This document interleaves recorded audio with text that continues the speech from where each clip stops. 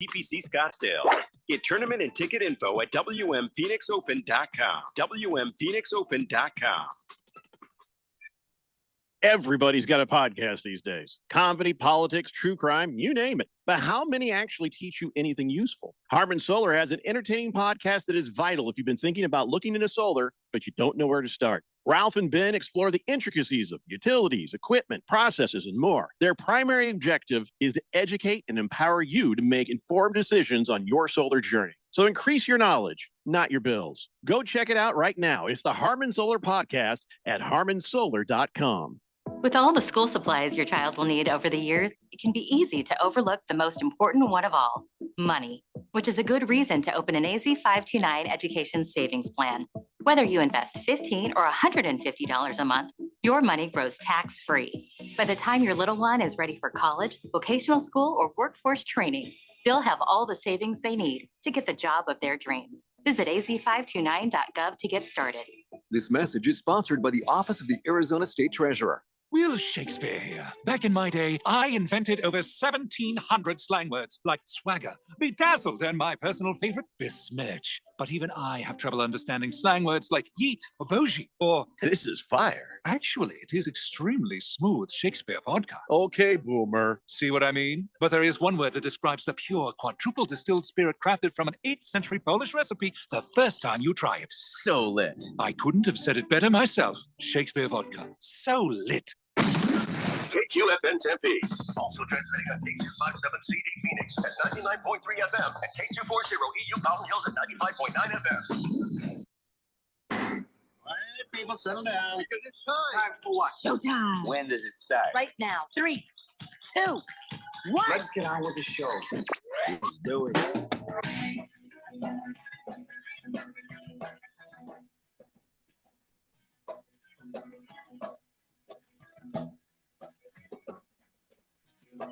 All right, everybody, it's Tuesday here on the Daily Blender. I'm your good friend, radio pal, Jeffrey O'Brien, alongside not Randy White. He'll be back tomorrow. We got Keon Rose in the control room, and you guys are on the Fanatic text line, 888-368-1580, as we broadcast live in the Harman Solar Studios in Scottsdale. And, all right, so wild card is done. Super duper wild card weekend is concluded, and now we move on to the divisional. Last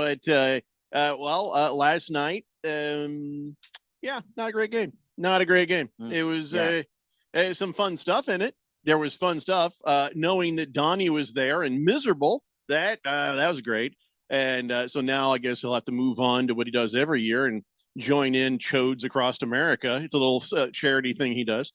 But then. There was that Jimmy the Superfly Snuka move that one Rams defensive player put on Sam Darnold. Did you see that? Where he just went, and fell on top of him. Feel like that should have been called as a penalty, but, maybe the ref was a wrestling fan or something. The only thing is, this wasn't fake wrestling. That was real. And technically, not even technically, if you didn't put your hands or the crown of your helmet to the quarterback and his neck and head area. He was already down. So, that's true. So, doing that move right there, probably unnecessary roughness. You could make that argument. You could make a very strong argument there. I picked the Vikings to win, and I should have known better. I really should have known better. I should have seen this coming, but that's all right. This is not even the thing that drives me the most crazy. We'll talk more about the game in a second. Can I tell you what's driving me crazy right now? Sure. This is driving me nuts. So I'm probably, a bridge age between Facebook and Twitter. You know what I'm saying? Because your mom, your grandma, old folks, basically, still on Facebook, right? I'm still on there. I got some friends on there who I'm like, I care about what this person says. Very funny friend of mine named Brian. I'm always checking out his stuff. But I've noticed all these AI created videos from the wildfires, and it's about these animals, and it shows this firefighter cuddling with a mountain lion. And I'm just like, come on, people, this is AI. This is so fake. There's a lot of tragedy here. People dying, animals, there's some tragic, endings for them. And real actual animals. Right. Actual animals. But they're showing this AI where it just shows all these firefighters interacting with these animals, and it's fake as hell because the animals aren't going to interact with them and go, "Oh, thank you so much for what." No, they're running for their lives, and I see the signs on the Facebook saying, "If you see wild animals come running, don't shoot them, don't hurt them, put out water and food for them." Let me tell you something. If a mountain lion's coming up on my family, I'm shooting it. I don't care what it's just been through. It's a dangerous animal. And I think I'm always going to put people before animals. I care about the animals. I don't want them to suffer. I feel bad for them. Their house burnt down just like everybody else's, and they don't know what's going on.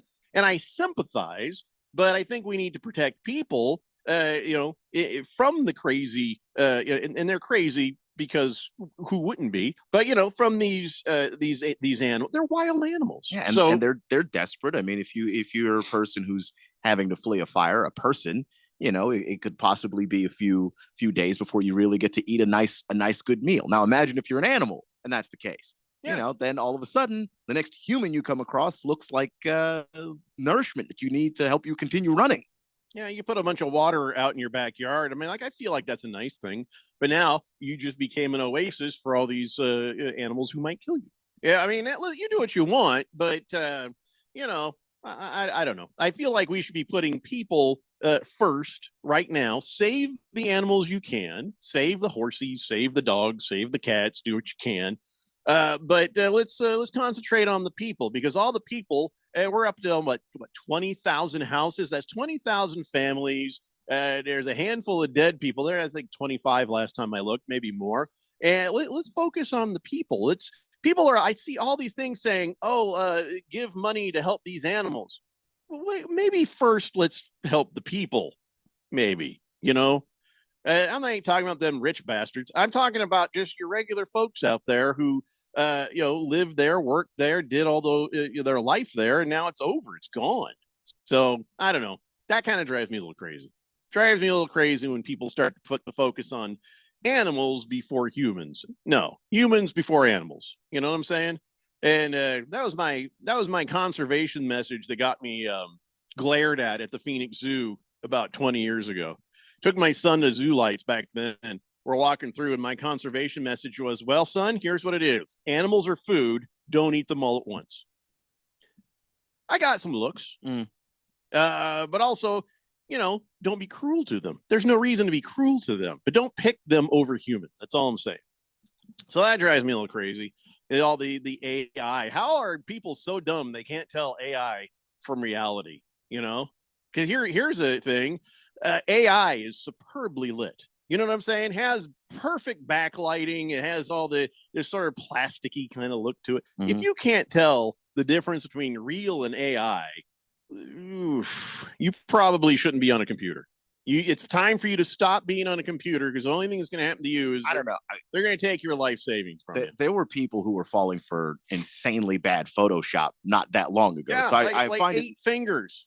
And I had to point that out. That's fake. No, it's not. Yes, it is. No, it's not. Look, she's got 8 fingers. How'd you notice 8 fingers? How did you not? Have you ever seen a hand before? Do you know what that looks like and how many digits are supposed to be there? You know what I'm really scared about? In about 10 years, 12 years, I'll be of retirement age, right? Am I going to become like this? Where I'm going to be easily duped by things? I don't know, because I feel like there's a lot of people who were easily duped when they were young. They just they didn't have a social media platform to put it all on, and now we get to see it. And here's what I've also learned. People get really mad when you point out that something is AI. They get mad. I had these gals, I had to block them. They got mad at me. These gals that were like, called me an a-hole and a clown for pointing out that this video with all the animals was AI. And I said, me, a clown? I said, boy, for gals who wear as much makeup as you do, calling me clown, I don't know if that. And then I thought, I probably should delete this. And I just got out. That seems wise. That seems wise. But I just, I don't know. Who cares? Who cares? Anyways, that's driving me crazy right now. What's driving you crazy? Probably that your entire Texas team is declaring for the draft, right? No, that's not going to drive me. That's not who's left on your team. I mean, like all these guys are declaring for the draft. That's a lot of guys declaring for the draft, but that's not driving me crazy. That's I'm worried that Scadaboo's gone. I'm like, whoa, man, maybe he was the single reason that everything's been going so right. But he wasn't though. Is the thing. Like he gets a lot of credit. I think he gets the lion's share of the credit. But remember, I'm getting to an age where I'm easily fooled by AI. Oh, gotcha. Good point. But I think that's what's supposed to happen. And the reason why when your coach gets hired, why to me, I focus so much on, is that guy a good recruiter? I like the X's and O's is important and it matters. But if your coach can't replace the talent he brings in, that's a big problem that causes issues down the road. I think Texas is in a good spot. I don't want to go back to being mediocre. Yeah, and you won't. All right. Well, we'll talk about the guys who are coming up for the draft. But Moist One says, "Hey, you got Arch Manning." Yeah. Now, how are we feeling about that? I feel pretty good about it. You liking Arch Manning? Because it seems like when they put him in games, it's like, well, yeah, he's still young, but now he's getting to that point where he's going to be upperclassman, and he's got to start getting that experience. He's got to just start playing games. Yeah, take your lumps. You're going to look good sometimes. You're going to look average sometimes. You're going to look bad sometimes, but you just can't keep making the same mistakes over and over again. So we'll see how he continues to grow and move forward. But yeah, I don't know. I like Arch. I'm excited about that. Hey, look at Pickle D. He says that boy, he had a great night last night. It was a great game for him, Rams and Vikings. He showed me his betting ticket. $5 got him 54. He just did straight money line picks on the Ravens, Bills, Eagles, Commanders, and Rams. He took those, looks like those 5 to win on a 5-leg parlay. I feel like that should have had better odds on it. You're picking all 5 have to win for you to get the money. I mean, is that just me, or should that have been a better ticket? Well, yeah, I mean, but if it depends, if you took favorites, then that kind of dilutes it a little bit. 3 of them were favorites, but he took Commanders and Rams. Neither of those were favored. That's true. I think but I also think that the line on that was, if you went straight money line, I think that was one of those were some of the games that were actually predicted to have closer margins. So, it could have gone either way. Where if you would have taken the Broncos to beat the Bills, for example, that would have been a long shot of a bet to make. All right. Well, yeah, congratulations anyway, Pickle D. Turning 5 into 54 ain't bad. Chief Skull says, "Afternoon, guys. Yes, I cried a few tears. That game wasn't a game. It was a bludgeoning." Did you really cry a few tears? Really? DJ, you cried? You cried? He says Sam brought himself into a backup role a few more years. I don't think so. You cried, really? He had a good season, and I don't know if you've seen the quarterback landscape out there. If Sam Darnold wanted to go get overpaid by the Raiders, he could do it, and it'd be very quick, and it would give him a lot of money. I don't think that's it. I don't think he's a backup all of a sudden just because he played poorly in these last couple of games. Like, how much did you cry? Because I just doesn't matter. Just the fact did you really cry? Because he says, "Hell no, I didn't cry." Well, why would you say that? Well, now I don't know what to believe. He says, "God or AI God is shining in on Keon extra today." Yes, you've got the whole lens flare, the J.J. Abrams, the Lord is with you kind of look on the YouTube feed. Which is weird, because when I look at the blinds, I can't see out of them. So it's just the angle in the camera. But there's some angelic stuff you got going there. Yeah, it's pretty cool. Fifth Letter says, "I hit both my tickets last night." Let's see what he has. First ticket, Rams on the money line. Kyron Williams, anytime touchdown score. Hawkinson, 40+ yards. Kyron Williams, 60+ yards. $25 got him 127. Again, I feel like that should have hit. Wow. Okay, I guess the parlay odds are not. They used to be. Well, that, and like, it just depends on how much the original payout was. You put those things together, but if those things were all fairly likely to happen, you're not going to get a monster payout out of it. Well, the Rams were not favored, so Kyron Williams, those should have been better odds. But what do I know? Yeah, they I'm not might the not betting they guy. might not have been favored, but if they were predicted to be close, Yeah. then that it's not like you were getting odds on, like I said, Broncos Bills. Yeah. I don't know what I'm talking about. I'm not the betting guy. it just adds all the odds together. That's it. He had a $39 bet on the money line and picking the Rams to win. He got $86. All right, that's pretty cool, man. That's all right. That's all right. You've made some money. Average Joe says, I think the entire state of Arizona owes Cliff Kingsbury an apology. No, they don't. No, they don't. He's a bad head coach. Yeah, he's no. And even then, you're going to see as time goes on how limited he even is as a coordinator. I don't know that that's true. I believe that with all my heart. He has two-dimensional play calling, and at some point, the only way that he's saved by his two-dimensional play calling is if you've got an astoundingly good offensive line. I don't know about that. I don't think that it's necessarily two-dimensional play calling, though. Because I just think that when it comes to a lot of what he likes to incorporate in his offense, he likes to spread defenses out horizontally, and that's kind of the way that he's structured things. He doesn't have enough of a track record recently as a coordinator for me to say that with a level of confidence. Whereas a head coach, he was not good at being in charge of the whole team. But he brought orange slices to practice. Yeah, that's exactly the kind he of was stuff. like the best team mom. Yeah, that's not your job as a head coach. I tell you, Average Joe really wants this text read because he texted it in yesterday at 5:10, and I guess I didn't see it before the show was over. And so he's re-texted it again today. And I think mostly because he wants me to use the slur that used to be the Commander's name, but I'm not going to do that. But he says the Commanders, he didn't say that, had the highest points scored compared to last year. They had 8 more wins than last year. They were number 1 in the NFL, 3rd and 1 or 4th and 1 conversions. And Jaden is playing better than we all hoped Kyler would have. So time to trade Kyler. Hey, listen, you forgot who the head coach is. You forgot that it's not just Kingsbury that is responsible for the good things that have happened in Washington. But really, you didn't need to say all that. You can just say time to trade Kyler Murray, and everyone would agree with you. Good luck with it. I think they're going to keep him next year.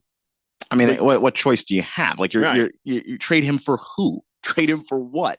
You're not going to trade up. We're in a quarterback drought.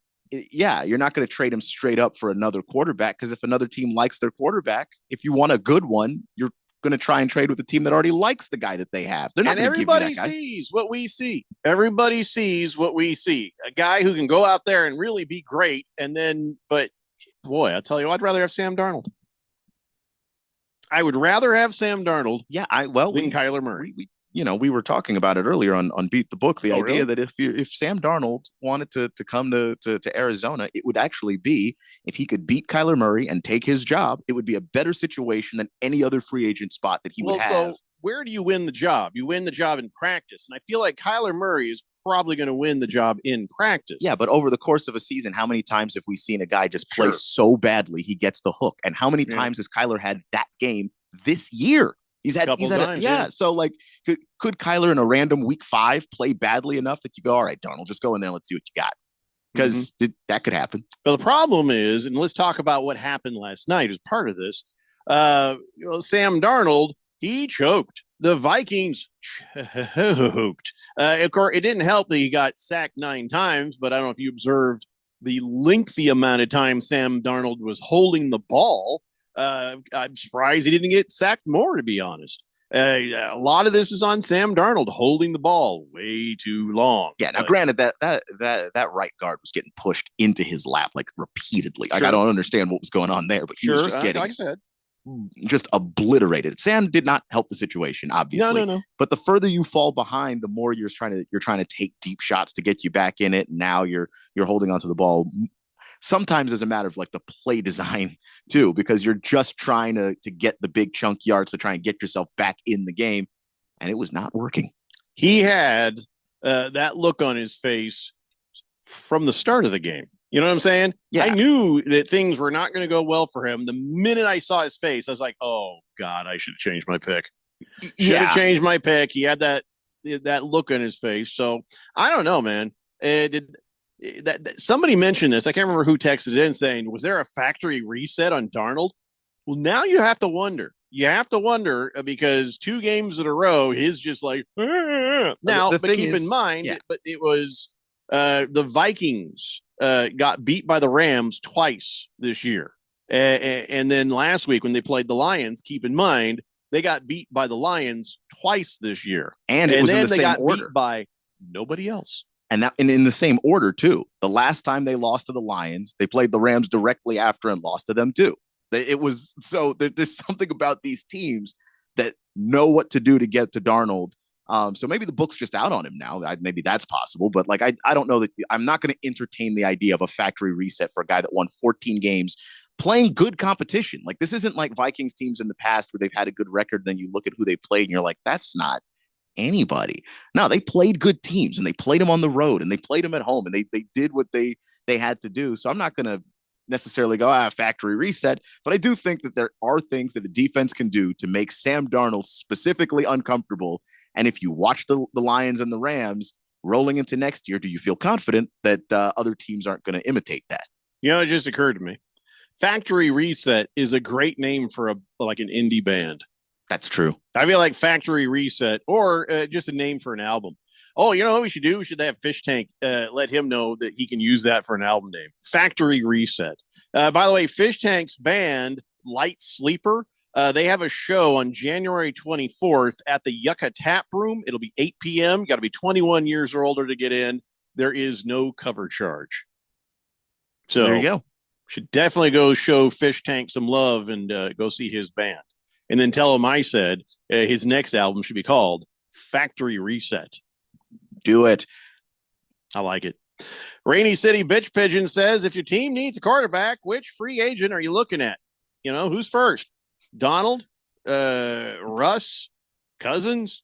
I might be missing a few, but those seem like the top 3. Fields technically, because he was also on a 1-year deal with the Steelers. So I have no idea. That's the end of the list to me. I don't know. The list ain't great, is it? Nope.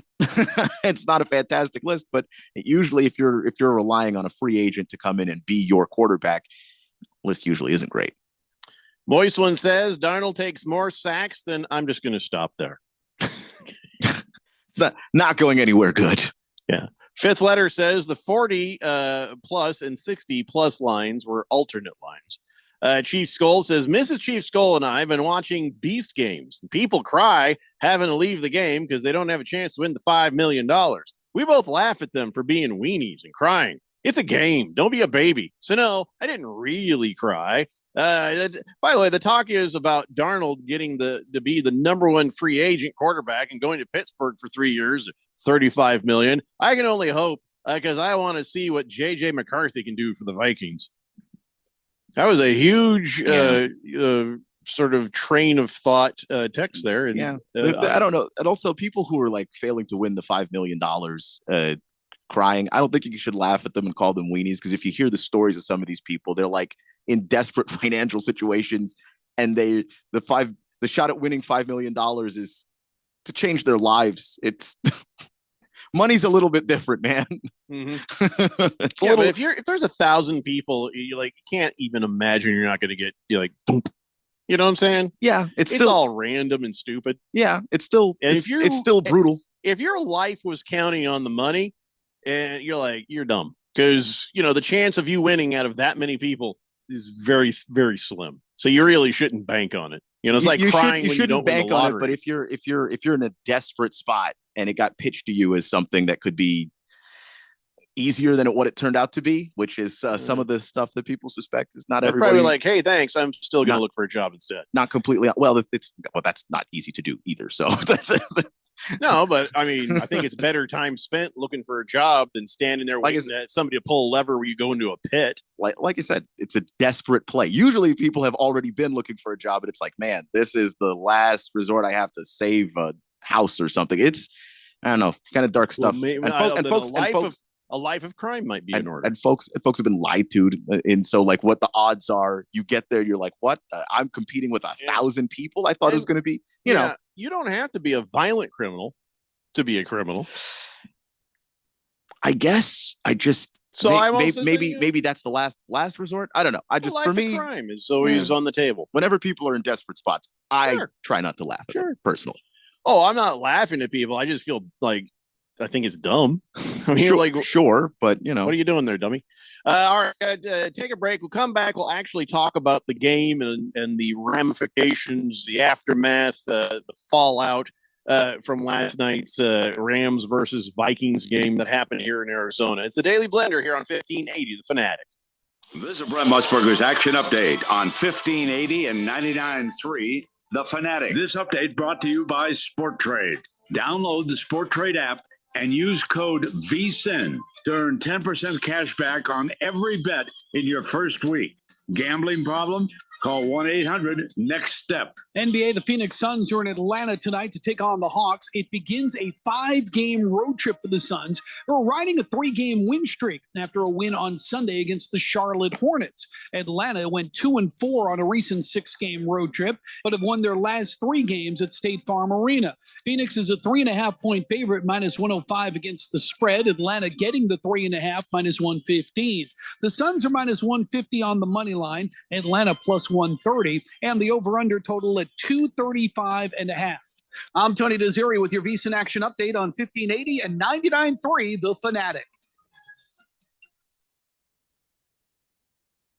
Sports bettors, we've all been there. You have a live bet lined up, you check the odds one more time, place the bet only to see the bet delayed by the spinny wheel, line move, and your bet rejected.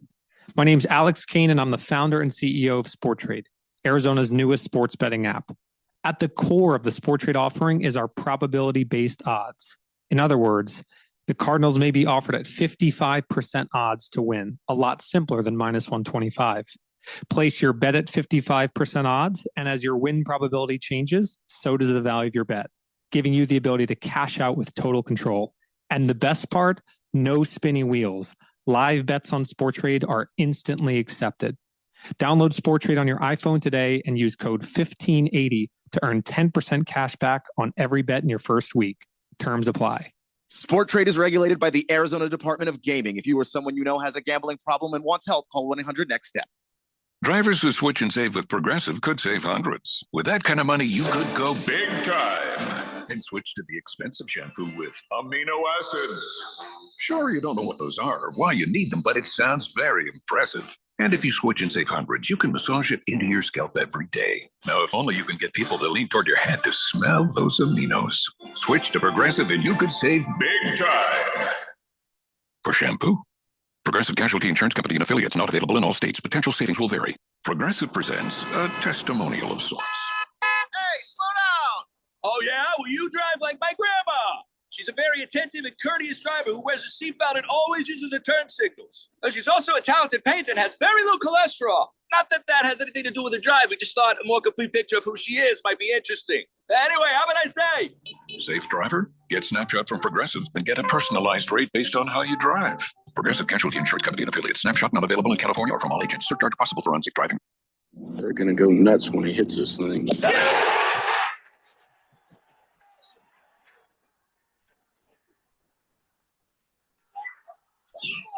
We went in. The People's Open is back. See the PGA Tour's best tee it up at the 2025 WM Phoenix Open February 3rd through the 9th at TPC Scottsdale. Get tournament and ticket info at WMPhoenixOpen.com. WMPhoenixOpen.com. Hey there, everybody. Rich Eisen letting you know we're here every day for 3 hours, and we feel we're pretty unique. We talk to sports stars fresh off the field, making news. We're also talking to celebrities, pop culture, sports talk, real life talk. And one thing that I'm particularly proud of, we're not annoying. So wait a minute. I'm being told we can be sometimes. Now's not the time to talk about it. The Rich Eisen Show, weekdays at 1 p.m. on 1580, The Fanatic.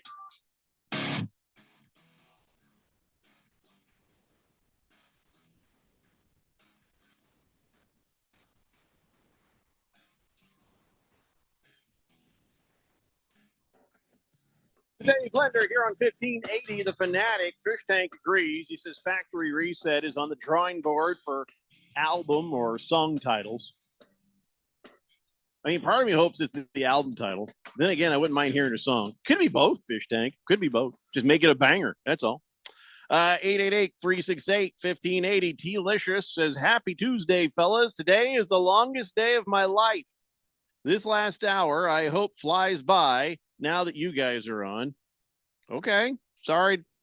I'm sorry. Like, it's none of my business. But yeah, I hope things get better. There is something you guys should know. We're going to be done at 4:45 p.m. today because we got a basketball game that is on. Did you know that, Keon? I did not know that. Yeah. See, nobody checks the calendar but me, I guess. I do check the calendar. Yeah, I thought it you was. check the I calendar. thought it was Thursday. No, it's today. Grand Canyon University is on Thursday. Today we've got college basketball. It is Illinois and Indiana. We are contractually obligated by Westwood One Communications to carry this game because we're carrying the March Madness. Well, how about that? When it comes to the calendar, when I check, I usually am looking for the GCU games when I check. So I blew right past that. I didn't even see it. Yeah, it's there. I'm looking right at it because I had to check to make sure I was right. That ain't bad. No, not bad at all. So we just got another hour of show left. So there. T-Licious. That's all you get. Miss Wilbur says this is all points. This all points back to Ralph being his fault because he likes USC and Darnell went to USC. What the hell is he talking? Darnold? Are you trying to spell Darnold? But Ralph also likes the Rams. Yeah, it doesn't make any sense. So I don't know how this would be his fault. You're going to blame him for Darnold, but not blame him for the Rams winning the team he wanted to win. I don't get it. Fifth Letter sent me a picture. Is this when Mom Jeans was doing the national anthem, or was it when she was doing her fight song? I don't know who she is, but she's wearing Mom Jeans. So from now on, I'm calling her Mom Jeans. State Farm Stadium's all dark, and then they have all them lights that go like that. Do they hand people those lights, or are they like sort of just in the concrete or something? Oh, you can't. I have no idea. If you were at the game, did they hand you a light to hold up? Are you responsible for your flashy light, or is it just something that they already have in the furniture? I always wonder that because all of a sudden they're all blinking like at the same time, and I'm like, nobody's phones do that. That ain't natural. So if you were at the game last night, tell me how the whole blinky light thing worked. But Fifth Letter was there. T-Licious, I hope you feel better. Let's see. Fifth Letter. Okay. Pickle D says, I might actually go see that show at the Yucca Tap Room. What is Fish Tank's role in the bang? He's a singer. And he says, if I go, I'll sure say hi. So yeah, absolutely. January 24th, the Yucca Tap Room. Yucca, by the way, for you people who are maybe new around here, YUCCA, the Yucca Tap Room, 8 p.m. And make sure you're 21 years old and don't have to worry about the cover, but go have fun. And Light Sleeper is the name of the band. Fish Tank, I don't know. I think he plays guitar too. Last Optimist says Chiefaholic figured out how to beat the daily grind and not live a life of insecurity. What are you talking about? The crime as a potential option. Yeah. He's well. So here's the thing. But he threatened somebody. That's the thing. A life of crime. At a last resort, as long as you're not being violent. Yeah, why not? I don't know. There's worse things. I would say the government still cares. And so if avoiding prison is also one of your life goals, it's perhaps not the best option. No, I mean, I'm just saying. There's other things. Anyway, so let's talk about the game last night. It was Sam Darnold more than the offensive line, right? That's not my imagination. Sam Darnold held the ball too long. And then, like you said, the right tackle got pushed back into next week.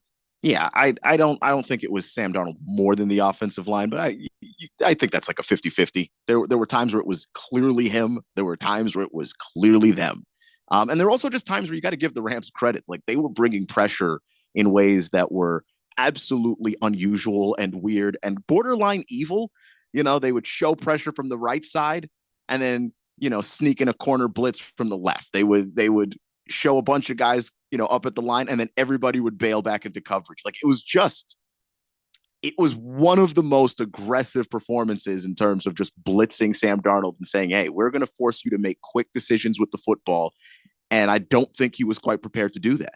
Well, Sean McVay says the defense is peaking at the right time. Or was it just the right time is that the Vikings offense is very gettable right now? No, it's peaking at the right time because this is not just a thing that happened yesterday. They have been playing much better over the course of the entire season. They were one of the worst defenses in football through the first 6 weeks of the season. And then, and part of it is this team is just very, very young. They started to get it. They started to figure things out, understand their roles, understand what the coaching staff was asking them to do, and it's been showing up on the field. They have been one of the better defenses in the second half of the season, and you could argue that the last 4 games of the season, that's a top 5 defense. All right. So Chief Skull agrees it was both the O-line and Sam Darnold. Rainy City Bitch Pigeon says, so it was a pass, but Stratford wasn't called for intentional grounding. Yeah, make it make sense. There was a guy in the neighborhood, but if you say this motion, just flicking water at a person is a pass, I don't know about that. I mean, as long as it goes forward, that's a pass. I mean, that's what I've seen guys do it that way. It was weak. I've seen guys underhand it, guys being sacked, and they just kind of just chuck it. It's not even a throw, really. It's just let me get this thing out of my hand, so it's technically not a sack. That's how passes are in the NFL. If it goes forward, it's a pass. That move. I mean, hey, listen. By rule of law, you are correct. It went forward because that's what a shovel pass is. A shovel pass towards a guy. It wasn't intentional grounding. So Puka Nacua was in the vicinity. Patrick Mahomes has completed passes that have looked exactly like that. Like it's a shovel pass. You just shovel it. Yeah, all right. I know. It just it doesn't have to have the classic motion to be a pass. Great. It ain't great, but it was legal. It's perfectly fine. That is what a pass is. I'm sorry. It bugged me a little bit. That one did bug me a little bit, but I'm just like, all right, well, technically, if he had completed it, it would have counted as a pass. So it's literally, not just technically. It actually would have been a pass. It didn't look good. I didn't like the way it looked. So, beyond all that, nothing mattered. Nothing mattered. That was all Rams all day, and that's the way life is. Chief Skull says the encroachment call against the Vikings should have been called against the Rams because Puka Nacua was moving first. When you see the video, the incomplete pass of BS.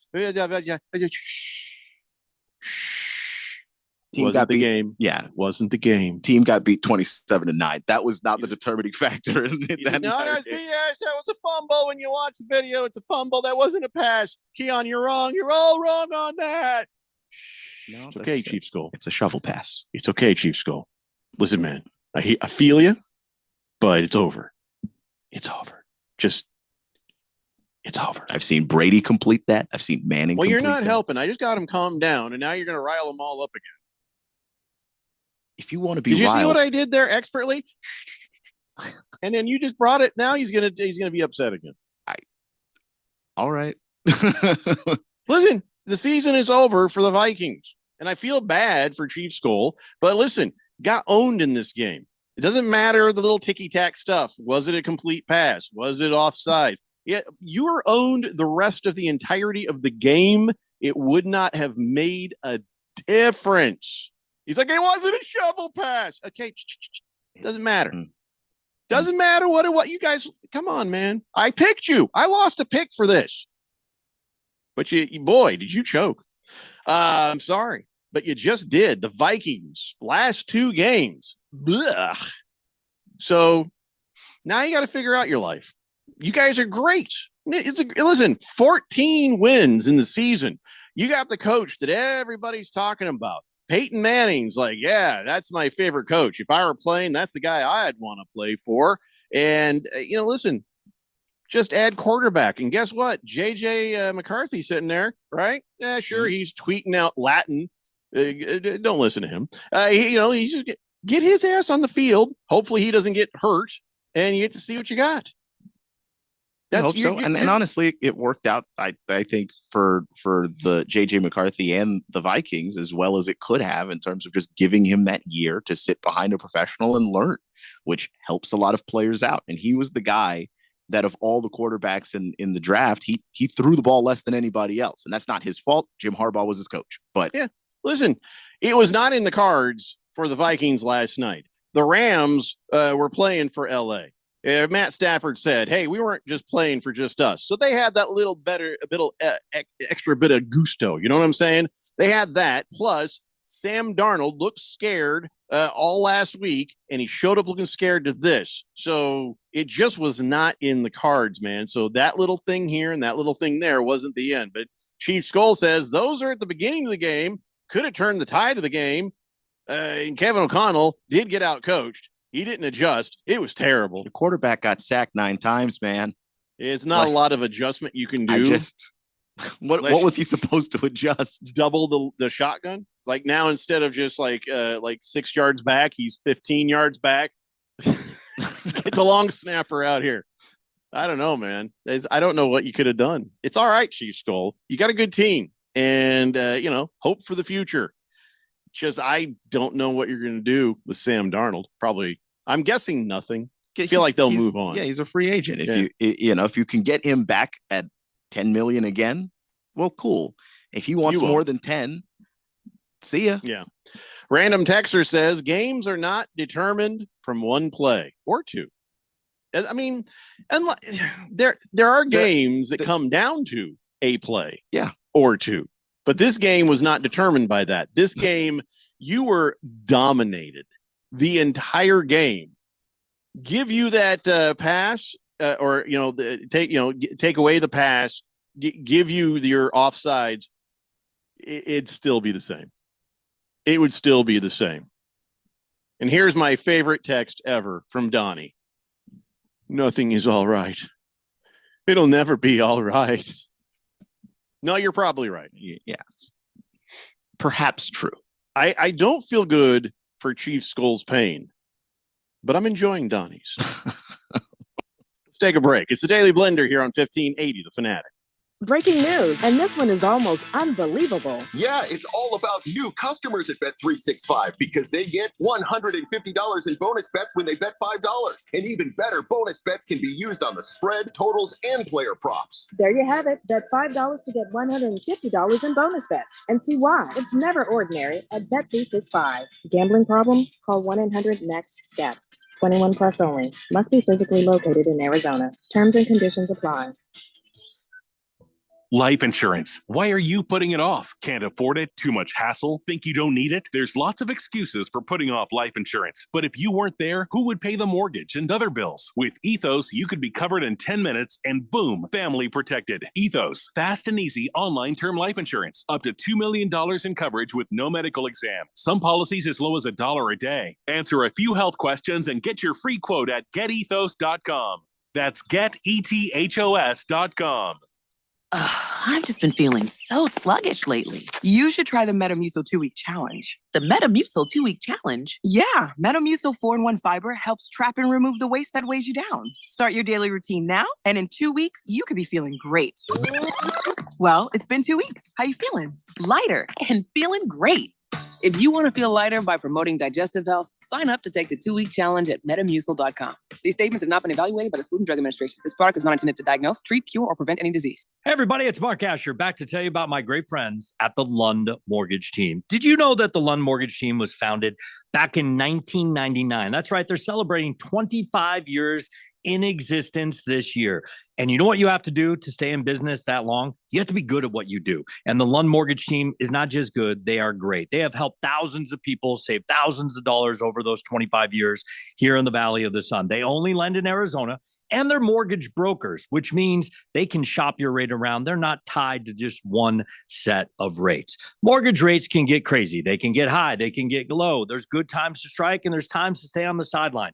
Let the Lund Mortgage team be your coach, be your team leader when it comes to these huge decisions. Call 623-875-9940. That's 623-875-9940, or you can always check them out at lundmortgage.com. Great website with all the tools you need. Call them today. They're my great friends, and you'll love them. It's the Lund Mortgage team. Get ready for a late night showdown this Tuesday, January 14th at 9 p.m. when the Sun Devils take on the UCF Knights at Desert Financial Arena. Here's Shannon for three. Yes! Josong Shannon from downtown. Don't miss the high-flying action and help the Sun Devils protect the home floor. Get your ASU UCF tickets today by calling 480-727-0000 or go online to sundeviltickets.com.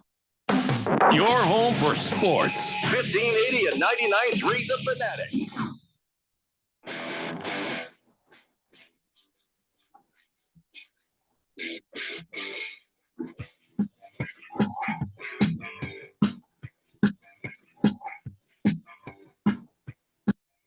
Hey, Blender here on 1580 The Fanatic. Chief Skull says, please, no more Vikings-dominated talk.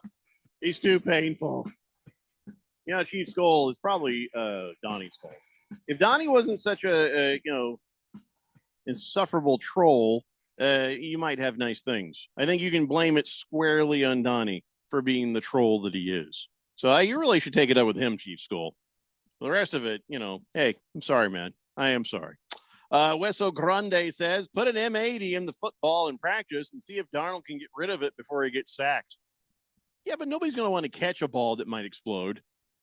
So I don't know. I mean, cheers for innovation, but like minus $1 million for practical application. And he's been able to get rid of the football quickly before.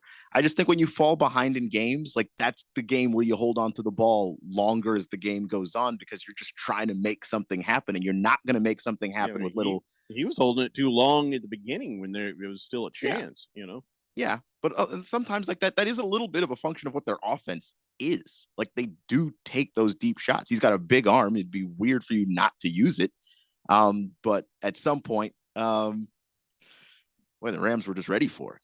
Yeah, no, I mean, listen, the Rams looked like just a team that, how some teams are like, hey, the Vikings doing great all season.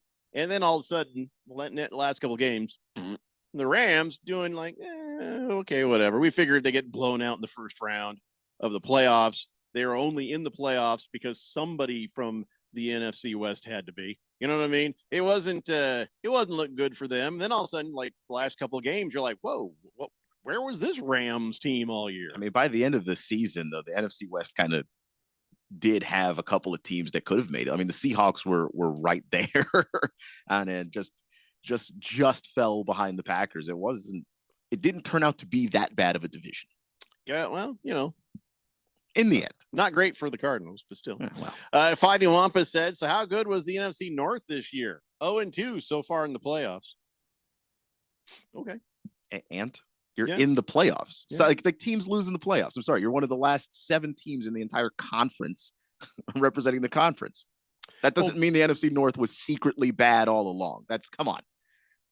By the way, I just saw the word that Tyler Higbee, they were worried about him because he got hit in the chest and he left the game. Then he left the stadium. Then he went to the hospital. And then they're like, oh, he's going to be okay. You think he's going to play? Oh, I have no idea.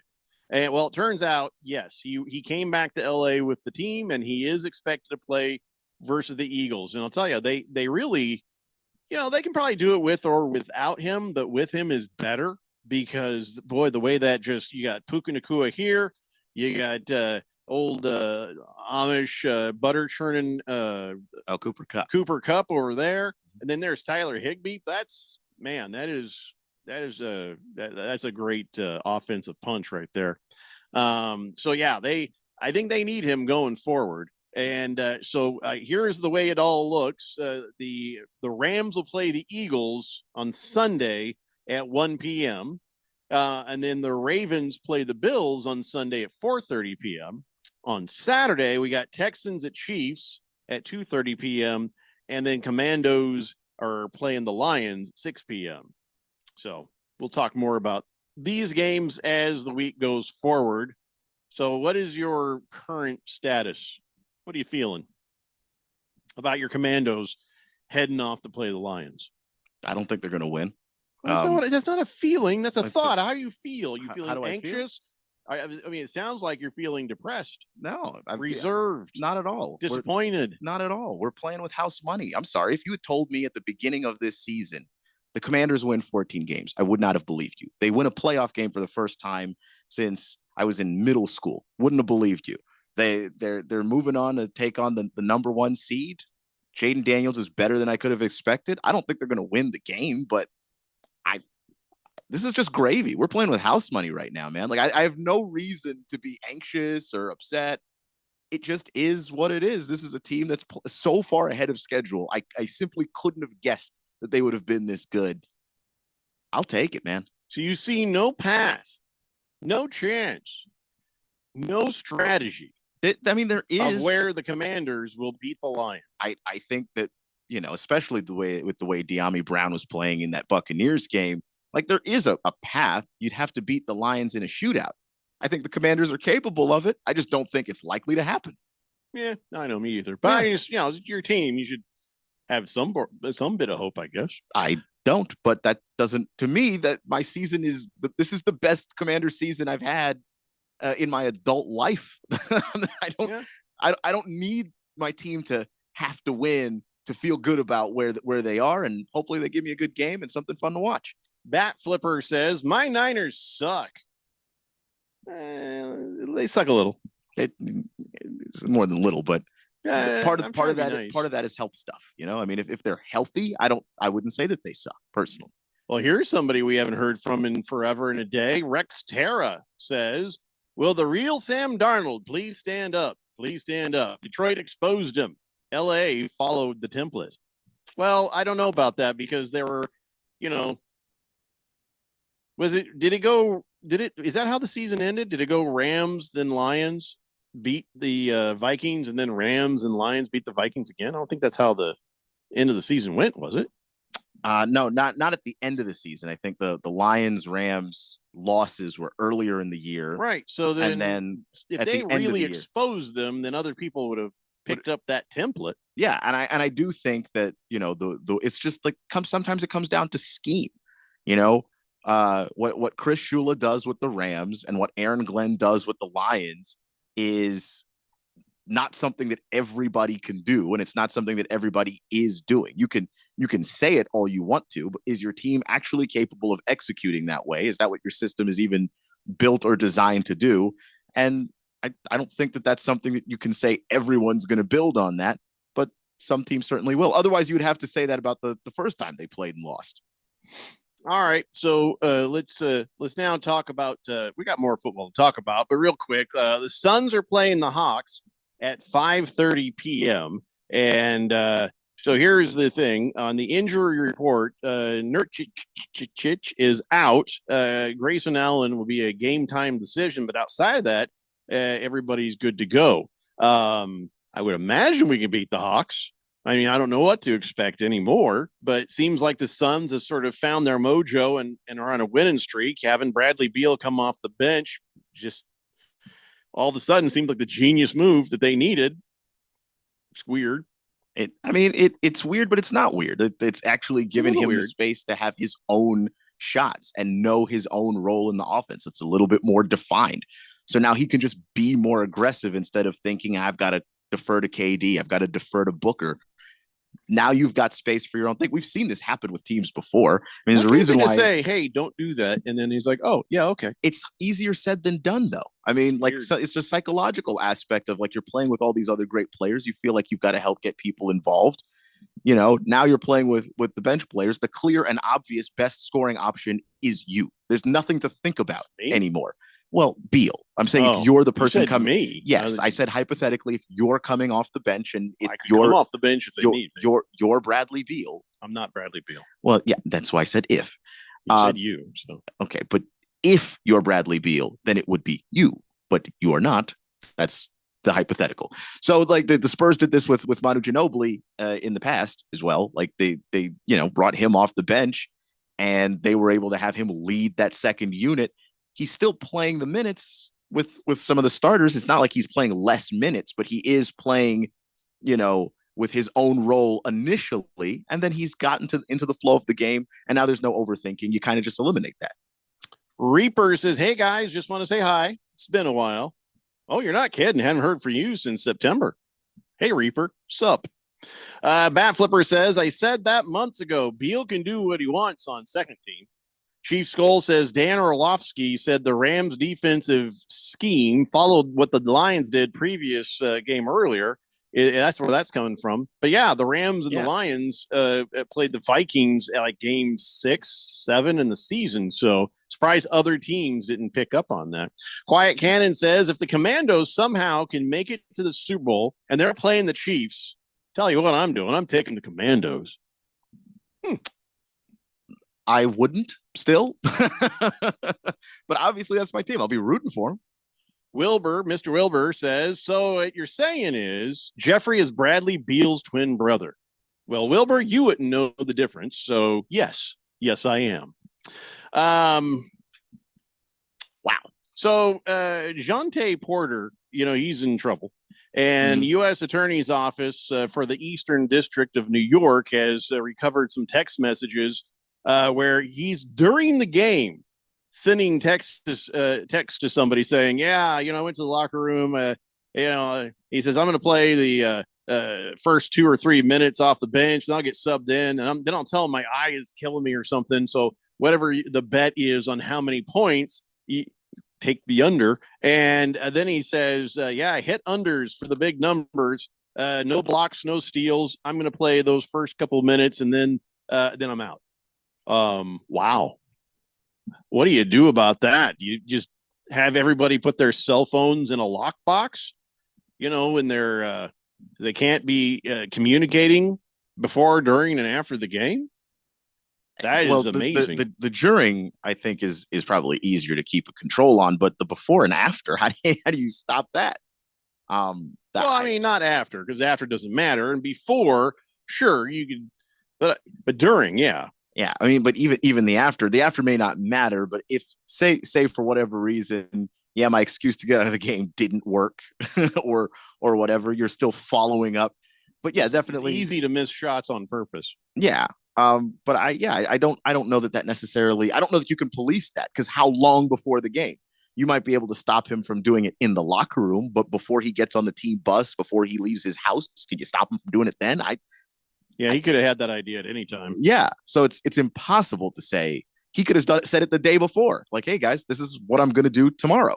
Gambling will make all these things more complicated. How to keep that sort of thing from happening when the people involved can have an impact and then scam the system and make kind of bets that make them money. I don't know. I don't know how you can 100% be on top of it. This has been going on, for over 100 years. Over 100 years, they've been trying to get in front of, any kind of betting, collusion. It doesn't mean we can't have betting. It just means we just got to get better at policing it, I guess. Yeah, and God forbid it happens in an NBA Finals or something. That's where the real nightmare is. You just stopped talking. Am I still here? Yeah. No, I just, the music's playing. You stopped talking at an odd point. No, that's where the real nightmare is. I didn't hear the rest of it. He says, "Keon, you are at the height of negativity." I'm not negative at all. I just think those teams are better than my team because I have eyes and I've watched them, and I'm a realist. Oaktown Destroyer says, "Sounds like his career is done." Whose career? John No, he was banned. He's banned. Absolutely banned. All right, we got to take a break. Hour 2 is up next. It's the Daily Blender here on 1580, The Fanatic. Want to play a game with me and Dad? Mommy's not feeling good. You need to vaporize that cold. Vaporize? Yeah, with Dayquil VapoCool. It's Dayquil plus a rush of Vicks vapors. Whoa. Come on, honey. Let's let Mommy rest. You guys are amazing. And so is Dayquil VapoCool. DayQuil VapoCool, the vaporizing daytime coughing, aching, fever, power through your day medicine. And to vaporize sore throat pain, try Vicks VapoCool drops. Use as directed. Keep out of reach of children. Must qualify for enrollment. Results may vary. Attention, have you racked up $10,000 or more in credit card debt? Are you barely getting by making minimum payments? With credit card debt reaching all-time highs, National Debt Relief is notifying consumers about significant debt relief options currently being made available to help those with overwhelming credit card debt. These options may reduce a large portion of credit card debt for those who qualify.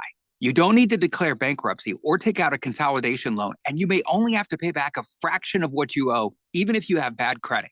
National Debt Relief has already reduced the credit card debt for more than 550,000 consumers. So don't wait. If you owe $10, $20, or even $100,000 in credit card debt, you can now take advantage of this financial debt relief as the cost of living continues to skyrocket. To check what debt reduction you may qualify for, call 800-378-5959. That's 800-378-5959. Once again, 800-378-5959. Progressive knows we all crave validation. Girl, you are not 37. I would have guessed 27. You guys are too sweet. Sure. Dewy skin. Terrific. Is something wrong, Ned? Why would you ask? Just because today marks my 10th anniversary without a car accident or even a speeding ticket? But somehow, tonight's all about your skincare. Wow. With Snapshot from Progressive, you can get a personalized rate based on how you drive. And that's all the validation you need. Progressive Casualty Insurance Company and affiliates. Snapshot not available in California or from all agents. Surcharge possible for unsafe driving. Sports bettors, we've all been there. You have a live bet lined up. You check the odds one more time, place the bet only to see the bet delayed by the spinny wheel, line move, and your bet rejected. My name's Alex Kane, and I'm the founder and CEO of Sportrade, Arizona's newest sports betting app. At the core of the Sportrade offering is our probability-based odds. In other words, the Cardinals may be offered at 55% odds to win, a lot simpler than minus 125. Place your bet at 55% odds, and as your win probability changes, so does the value of your bet, giving you the ability to cash out with total control. And the best part, no spinning wheels. Live bets on Sportrade are instantly accepted. Download Sportrade on your iPhone today and use code 1580 to earn 10% cash back on every bet in your first week. Terms apply. Sportrade is regulated by the Arizona Department of Gaming. If you or someone you know has a gambling problem and wants help, call 1-800-NEXT-STEP. KQFN Tempe. Also transmitting on K257CD Phoenix at 99.3 FM and K240 EU Mountain Hills at 95.9 FM. All right, people, settle down. Because it's time. Time for what? Showtime. When does it start? Right now. 3, 2, 1. Let's get on with the show. Let's do it.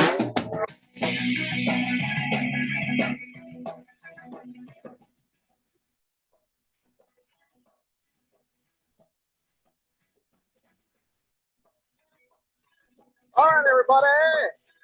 4 o'clock here on the Daily Blender. And your good friend, your radio pal, Jeffrey O'Brien. Not alongside Randy White. He'll be back with us tomorrow. But we got Keon Rose in the control room. And you guys are on the Fanatic text line. 888-368-1580. Broadcasting live from the Harbin Solar Studios in Scottsdale. And let's take a look at the current standings of the Harbin Solar NFL Fan Pick'em Contest. Vike Sholo still in the lead and pulling away. Did great with his picks. He has 203 correct right now.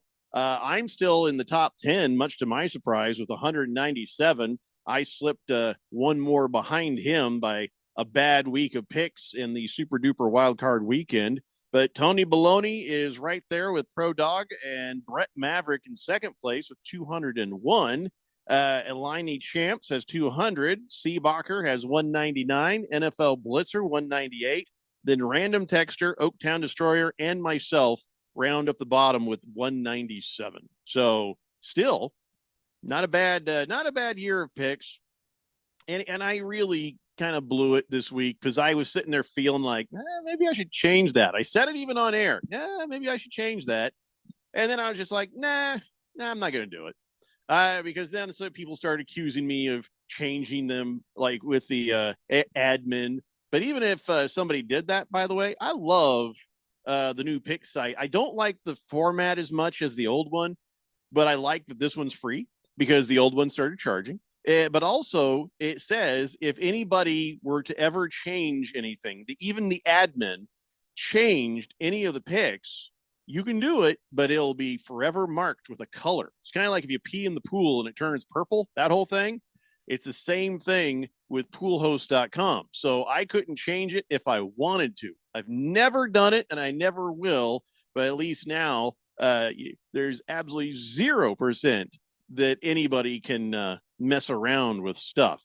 Now, this week, there is no $50 gift card being given out. We don't do that for the playoffs and the Super Bowl. The gift card given stops in week 18, which really sucked for Fecal Mist because Fecal Mist would have been the guy, although he was tied with Beer Bob. So I don't know how the tiebreaker.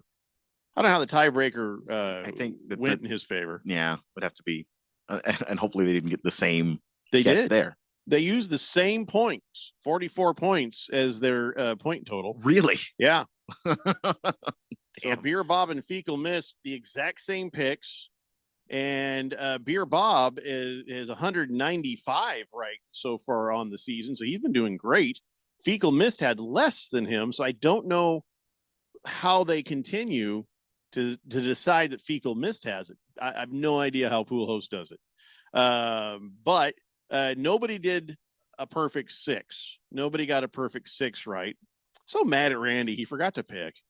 To pick, but you picked 3 right and you have 184. Ralph picked 5 right. Now he's got 186. Yeah. Thumbs the brakes. And I still have 197. So suck it, Ralph. Yeah, he cannot catch me, period. Mathematically. Yeah, eliminated, I guess. But I could fall down further. Boy, I tell you what, I probably should have had at least 4 right, but I didn't. But whatever.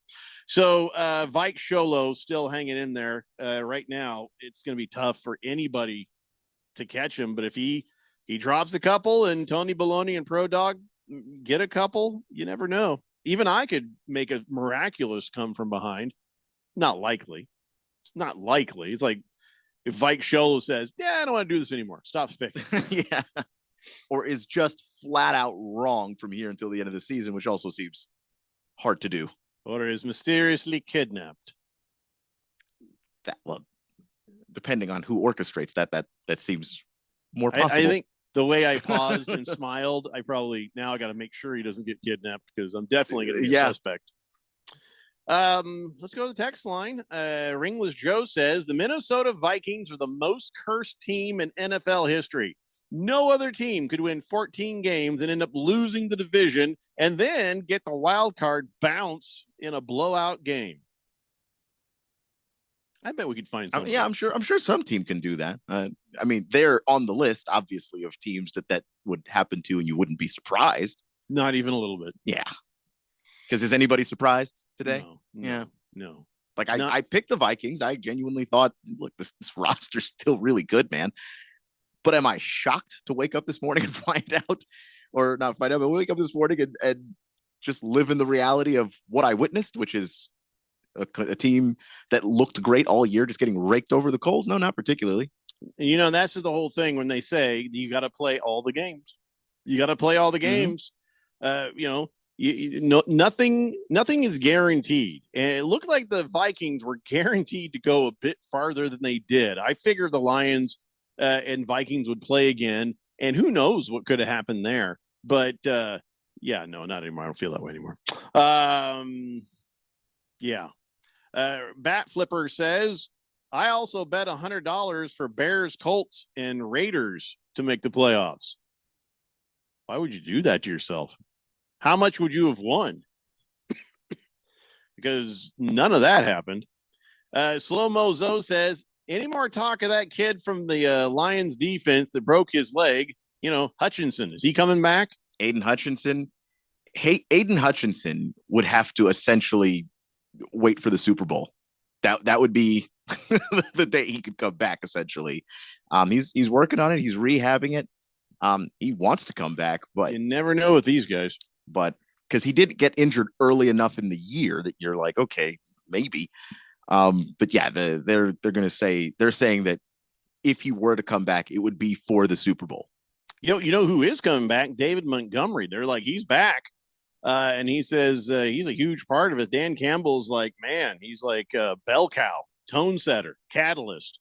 He says, yes, so he's going to be in this game. So David Montgomery's back. So what was it? Sonic and Knuckles? Is that what they call those? The two of them, Gibbs and Campbell. So yeah, that's exciting. It's exciting for the Lions to have that extra piece back in their offensive arsenal. 888-368-1580. Other things to talk about. Steph Curry. I said, can I just ask you a question? Sure. A lot of people are maybe not as familiar with what they call the rap music as maybe you are, Keon, because you seem to know who Kendrick Lamar is. Now I know I know what he looks like now because they started to show his picture, and I'm like, okay. And you've assured me I probably heard some of his music but didn't notice it. And you had to have heard a little of it because he was in that Super Bowl with Snoop Dogg and Dr. Dre. I'm just saying, you may not have known the song, but yeah. Somebody said, "Oh, that's Kendrick Lamar." I'm like, "Oh, yeah, of course it is." I don't know. But then there's this thing where Drake and Kendrick Lamar they're feuding because I think that Kendrick Lamar's trees grew over Drake's property line or something. Well, what is the beef about again? Oh man, essentially, just to boil it down, Drake has a bad habit of mentioning people's girlfriends, wives, baby mamas in his music. He may have crossed the line this time. And Kendrick, why does he do this? Because he's Drake and he's not a good person. Is he hitting on them? It's not a hitting on them. It's literally just like, this is my way to insult you by suggesting that, like, why does Drake want to insult Kendrick Lamar? Because he's a troll. So Drake is an a-hole. He is an a-hole, yeah. Okay. And Kendrick has hated Drake for years, and so he finally crossed the line, and then just absolutely is Drake really a pedophile? He has very suspicious interactions with minors. Nothing, not a whole lot that's been specifically proven. So Kendrick Lamar has outright said that dude's a pedophile. Yeah, and other things in music, and it was the jam of the summer. I was How does he get away with that without getting sued? I was at the club. Well, Drake could sue him if he really believed that he was. The fact he's not suing him is very suspicious. There might be something to this. It's very suspicious. I was at the club this last summer, and there's a part of the song where he says "certified lover boy," "certified pedophile," and everybody sang it out loud. Wow. It is one of the most insane things. Wow. Who? Why isn't Drake getting arrested? Well, because like I said, like the evidence is not necessarily there. Diplomatic Canadian immunity? Because you think the Canadian authorities would also want to be on top of that. Well, someone should investigate this, and because here's the thing. If you investigate it and Drake is not a pedophile, well, Kendrick Lamar should be in a lot of trouble. But if he is a pedophile, well, he should be in prison and rot in hell. And you're going to have to explain some of the things that actually are confirmed, right? Like he did have like this one weird thing where he was like, where artists will pull a fan from the stage and talk, or from the crowd and talk to him on stage. And he kissed one of the fans that came up, and she was 17, and he knew it because he said so before he did it.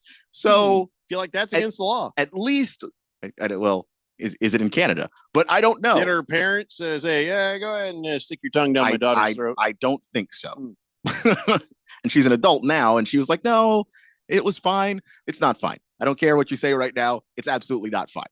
All right. So now I think I've got a better idea of what's going on here. Although I do feel like your team, Kendrick, so maybe you've got a bias on some of this.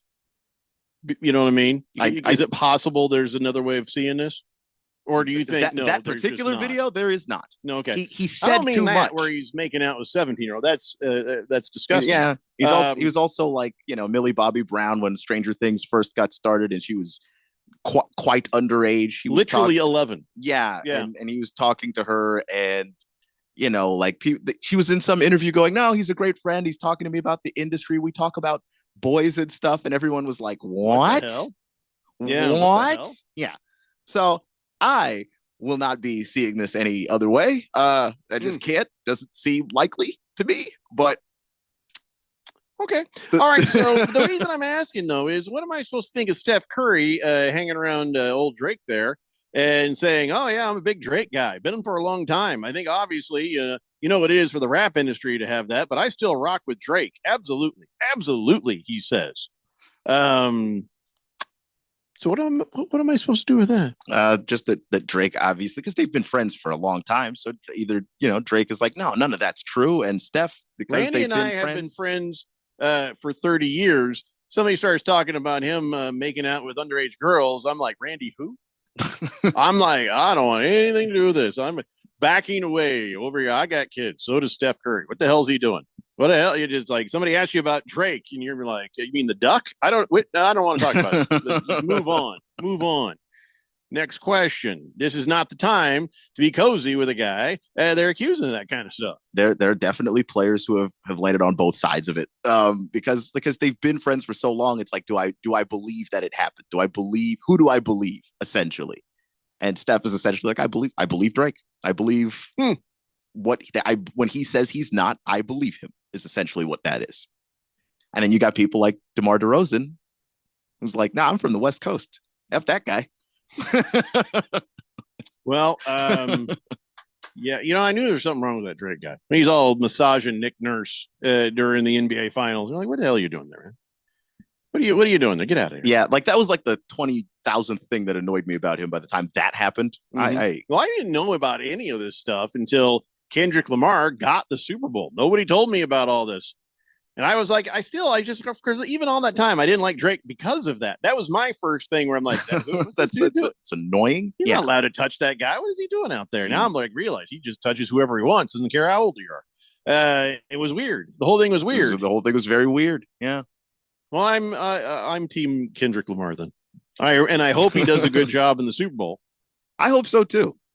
It'll be the most I ever hear from him because nobody. I even said, should I go listen? And you're like, nah, you shouldn't. Well, you told me not to go listen. Did I? I mean, you said you probably wouldn't understand any of it. I think. I mean, it's a lot. I felt was a little condescending, but I was like, oh, okay. Well, no, it's just because it's just a very specific. I don't know. It's more. Okay. So here's the thing. Every Saturday morning, I wake up and I make bacon, and I turn on the music on all the speakers through my Spotify. And so here's the thing. I want to just turn on some Kendrick Lamar Saturday morning, waking everybody up from the Spotify. Should I not do that? I don't know what the mood in your house is that you're going for on Sunday morning. What mood do I get from the Kendrick Lamar? It's kind of all over the place. There's some stuff that's just really fun to listen to, and then there's some stuff that's like really introspective and is it upbeat? Is it just is it dirty words? Is it funky? Is it musical? Is it all of the above? There's definitely some. I don't mind some of his music that's jazzier. There's some of his stuff that's very it's more like electronic based even. Yeah, it's you can't stop me. I'm going to go ahead and listen to it. Go for it. I mean, I got to know what's going on here. Especially if I'm going to be team Kendrick Lamar, I probably should his albums tend to some be music. Stories. It's Coom says, thank you for the Kendrick 411. See that? I needed it too, Coom. I needed it too. And that's about as basic as I could get it. There's more there. There's more. More in favor, or is it just more in favor, weirdness? but like more to the story of specifically how much Kendrick hates Drake. Because I think Drake started this whole rap beef thinking, it's going to be a little, fun thing. I'm going to goof off. I'm going to troll him a little bit. And then Kendrick made music that basically expresses that he hates everything about that man. And everyone was like, oh, it's a publicity stunt. They'll be doing a track together later. And I was like, no. This is like a decade long I hate you that is coming out. And there's nothing friendly going on there. It's actually called I Hate You. I mean, I think we're about that. We're about close to it. I mean, I effing hate you. It's I mother effing hate you. I mean, he said in one of those songs, I'm sorry that your dad, he told Drake's son that he's sorry that his dad was conceived. Wow. Essentially. More artistic than that and more colorful language. But yes. Slow-Mo Zoe says, is Drake friends with P. Diddy? I don't know. Seems like they have the same kind of parties. That's what it sounds like. Pickle D says, Lil Wayne should have gotten the Super Bowl. Really? I don't think so. Like, he's from New Orleans. It would have meant a lot to him personally. And like Wayne in his prime at doing the Super Bowl in New Orleans, that would have been crazy. Wayne now is the drugs have gotten to him. All right. It's just I don't know that that's the sad echo of what he used to be. That's not the best show anymore. And that's the NFL's job, not to do favors to guys. Mr. Pink Eye says, what club does Keon go to? Well, that's a good question. None of your business. I don't want to run into anybody while I'm drunk and dancing badly. I'm just saying, like, I said that maybe more rudely than I should have, but no, I don't want to be recognized out and about. He wants to dance like nobody's watching because he doesn't want anybody watching. I don't want anybody that I know watching. No. Well, I'm curious. Will you tell me off air? I'm just kind of curious. I don't even know what clubs are named anymore. Used to be Rio. There used to be Sergeant Pepper's for when you were in high school. I don't go out like a ton. But when my girlfriend wants to go out, we go out. All right. Irish for me says, although the odds would be great or small, my Notre Dame. Well, okay, I'm going to hold this because this is like not what we're talking about right now. I'm going to wait till we come back from the break for that, Irish. I am going to read it. And it's, in context. It is, okay. Yeah, we're definitely going to talk about it. Bat Flipper says, listen to Not Like Us and Euphoria, Jeffrey. All you need to know about the beef is right there. That's true. All right, I will. Thank you, Bat Flipper. Ringless Joe says, maybe the Lions were cursed by Bobby Lane. I didn't know this, but I found out last night that Peyton Manning did a short documentary on the curse of Bobby Lane. At the end of the documentary, he went to the end zone at Ford Field and performed a curse-breaking exorcism with holy water, salt, and Bobby Lane's helmet. That documentary came out during Dan Campbell's second season with a 1-6 record. And since that video came out, the Lions have gone 35-9 in regular season games. They won the division back-to-back years, won the two playoff games, etc. Peyton Manning actually broke the curse. He committed an actual exorcism.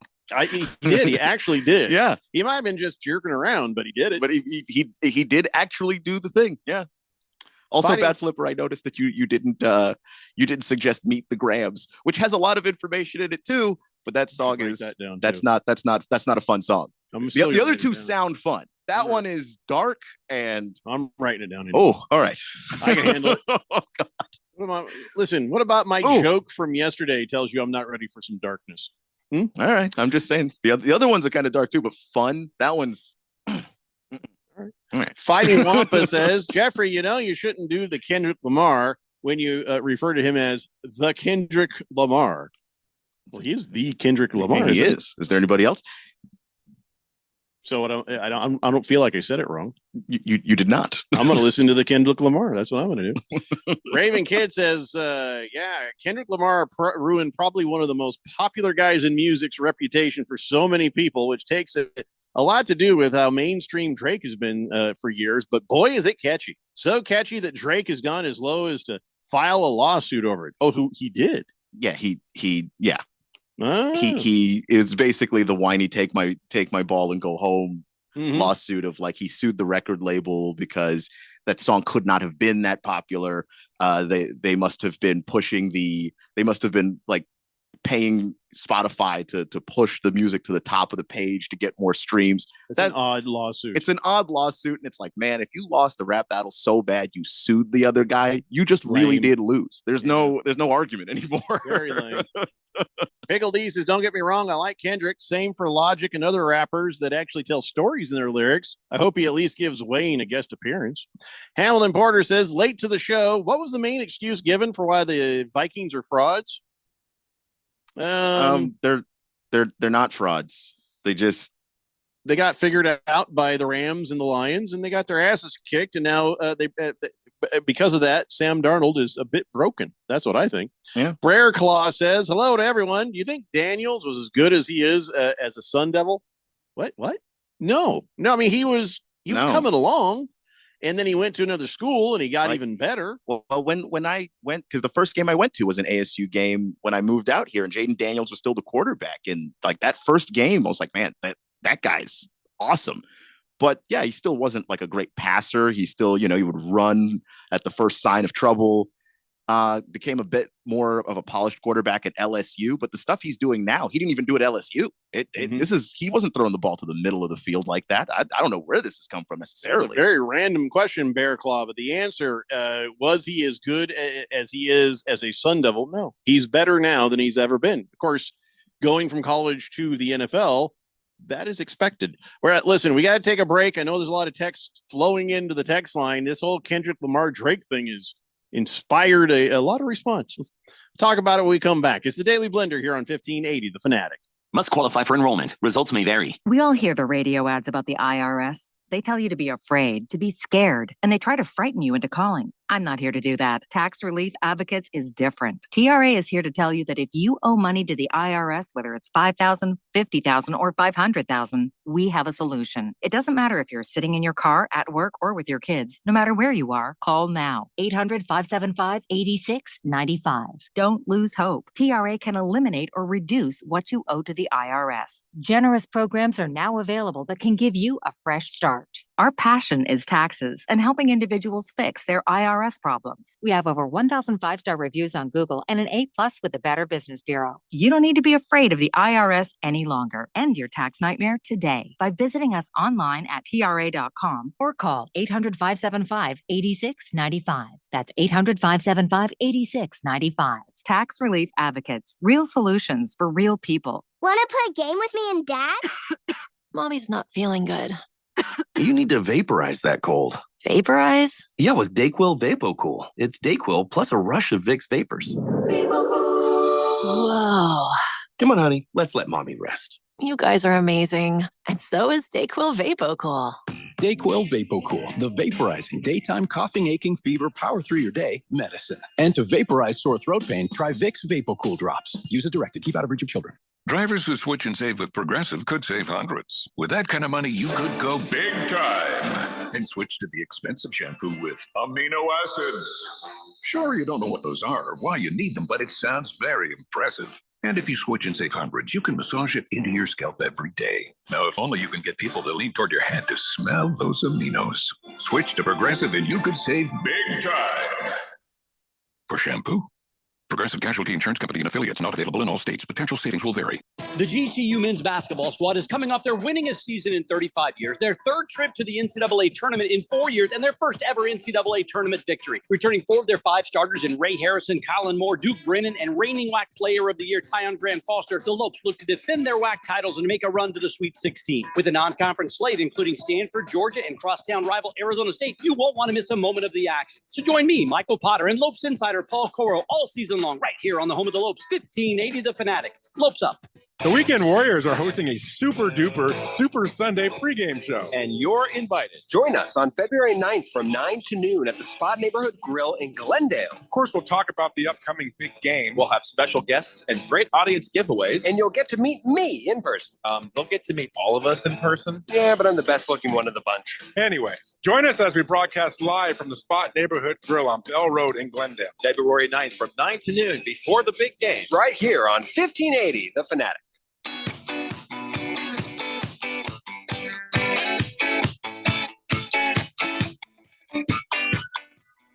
Daily Blender here on 1580 The Fanatic. Ralph stole the super duper from me. I've been calling it super duper wild card weekend for over 10 years now. And he stole it for his super duper Super Bowl thing. Doing a live remote broadcast. I don't know. Did you say where it was from?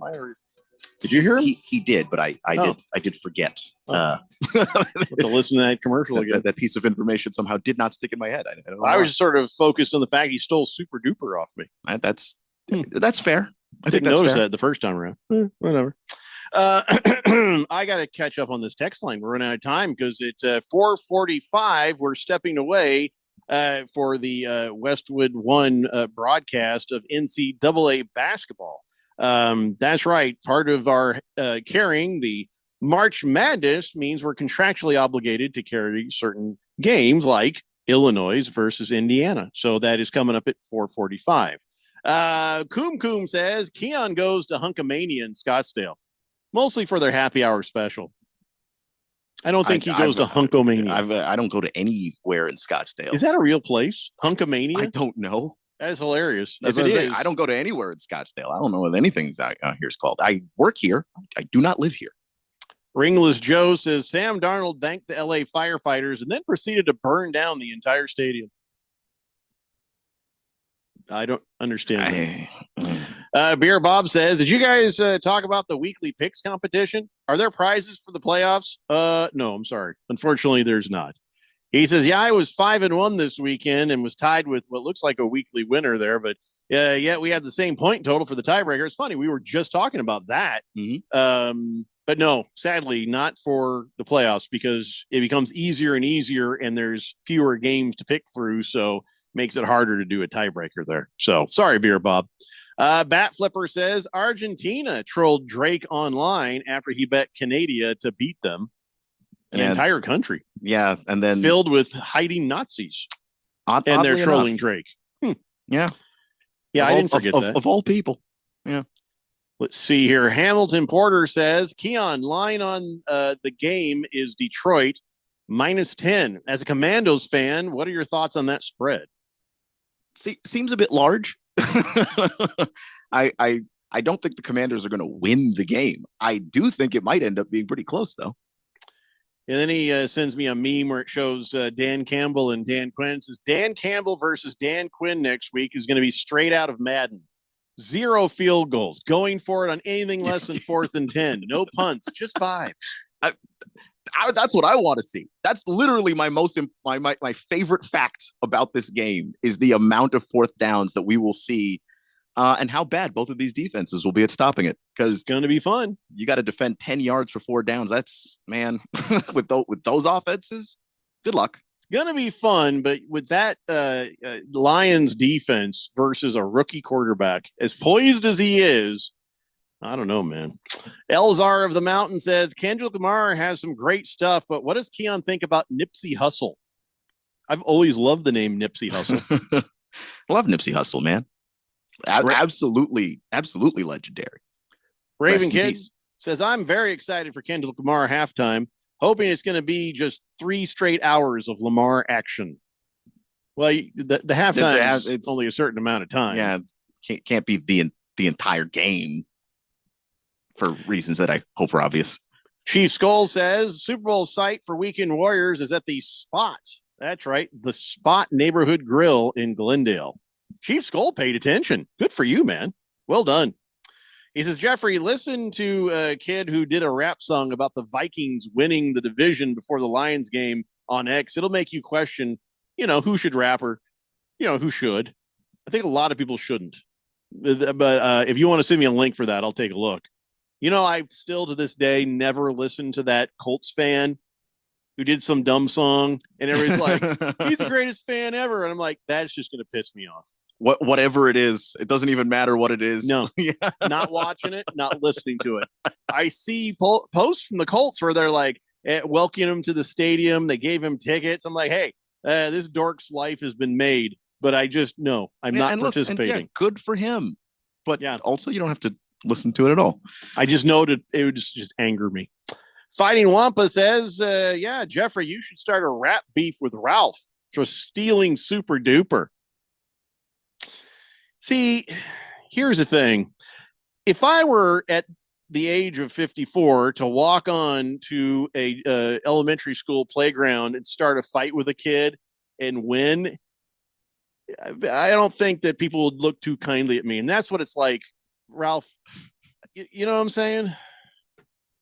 So, no, that ain't doing me any good. Pickle D says, whenever Drake makes a big bet, immediately go and fade him every time. Not every time. He has won some, but I've enjoyed all his losses. But more often than not, and especially lately, he's been losing real bad. Ringless Joe says, you guys should do NFL draft predictions. No. We talk about it. And I'll tell you what, I think. And then we mock the mock draft like the day before the draft. Keon does that. Keon does his mock draft. And I'll tell you who I think will be in the top 3 or 5. But outside of that, it's a crapshoot. I ain't putting money on it. That's for sure. I got no predictions for you. What teams are thinking and what teams are needing and what inside information teams have. No. Keon will have his, and we will mock his draft. We do every year. We mock his draft mercilessly. Yeah.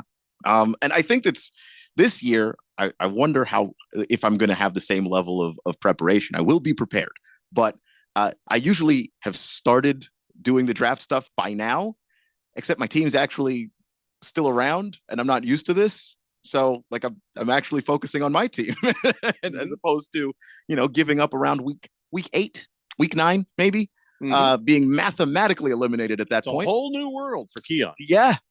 Moist One says Lamar Jackson would be part of the 3 hours of Lamar action. Gotcha. No, he won't. Raven Kid says, obviously the halftime will only be 30 minutes, but I'm hoping the other 2.5 feature a guy with the name Lamar. Yeah, we've Moist One explained it. We got there eventually. And Raven Kid, no. Hamilton Porter says, what was the last halftime show worth watching? Rap Nostalgia one? Yeah, that one was really good. I like that one a lot. It was good, but it wasn't exciting. It was like like you're sitting there, you're like, oh, that's cool. Oh, that's good. But it didn't, you know what I'm saying? I didn't feel like this rush of like, wow. Yeah. I was like, oh, that good. Why is 50 Cent upside down in there? Yeah, I don't understand that part was absolutely confusing. Yeah. But as far as it goes, no, that was a great show. But you expected a great show from the list of people they had involved. But I don't know, for some reason I didn't feel like this. Maybe I'm just too numb to it. Maybe I never will again. But there's past Super Bowl shows where it's supposed to be a band, right? And they show up, and then all of a sudden, oh my God, look, there's Britney Spears. Oh, there's Justin Timberlake. Oh, there's this star. There's this star. All these famous people start coming out of the woodwork, and you're like, holy crap, Yeah, and you don't expect it. There was none of that excitement with the hip hop one. It was just damn cool start to finish. It was like, wow, this is cool. That man, the set was like insane. Yeah, it's very well designed. They built that and just drug it inside, put it together. So that was Hollywood, man. That was good stuff. It's fitting that it was in LA. Yeah. Oof. Ringless Joe says, did you guys talk about the Eagles fan? No, not yet. We're out of time for that. There's a guy who got banned for life and he deserved it, but we'll talk about that tomorrow. I imagine by time we talk about it tomorrow, he'll been fired from his job, and rightfully so if you saw the video. Moist One says, this is our Colts. This is our team. We bleed blue. Is that what this fat dork was singing on there? I didn't care. Pickle D says, Bruno Mars was fantastic. Yes, he was. Yeah, that was really good. Bruno Mars, where'd he go? Because he was just like just like a rocket, just of talent and fame, and and then he sort of just got quiet. Yeah, he still makes music that I think that's pretty fun. I don't know why it's not in the same level of stardom, I guess, that it was before, but he's a generational talent, that kid. And then The Weeknd, I think he just confused everybody. He confused everybody, and it was that weird like COVID Super Bowl where he had to do something different just because there weren't people there. Yeah. That was weird. Dirty Bird says Prince singing Purple Rain in the rain. Yes, now that was the best. That was exciting. That is my favorite ever. Oh my God. God. That's the best one I've ever seen. I lost my bleep. I did. I loved that. Moist One says Bruno lives in the dungeons of Las Vegas because he's got a lot of debt to pay off. Oh, is he residenting in Las Vegas? Oof. Bruno's got to get out of there. Yeah, he's got to get back to it. He's just so damn good. Damn good. He is part of a duo with this guy Anderson .Paak, and it's called Silk Sonic. I like their music though.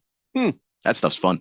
He's old. He's like old school soul. You know what I mean? He's like this old school funk. He just